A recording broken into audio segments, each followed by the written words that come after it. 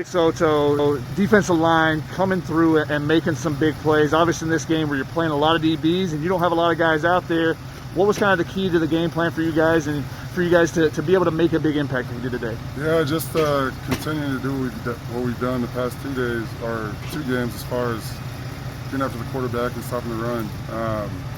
Obviously last game, Stanford, we were off a gap and it hurt us. So it's really coming down to the details and playing with the right technique and fundamentals, because we know what's going to happen going out there. We just got to execute. How did it feel to kind of get the monkey off your guys' back as far as getting the sack column, and then obviously Drake Jackson coming and getting a big sack in the end zone, strip sack, and you guys recover for the touchdown? Yeah, it was great. Like I said, we've had a lot of good rushes. The ball's just been out, and when they come, they'll come. And so, again, the message is not change anything. Just continue to focus on the technique and fundamentals and trust it.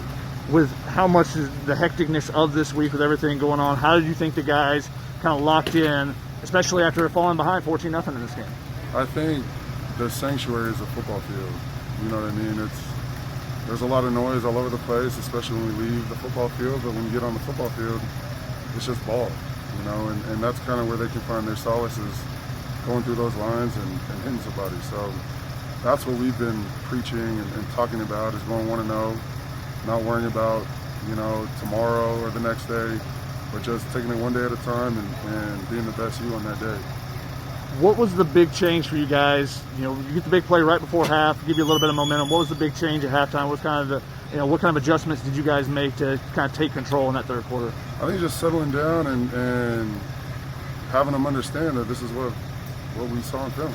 You know, go out there and just execute. And so we had a big play coming out at halftime, and then Coach Dante got everybody fired up right before they ran out here. You know, and that's something really unique about him, is that he connects well with the players, but then they believe him.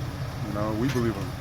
And so when he says it's time to turn up, like, we all turned up and came out and had fun in the second half.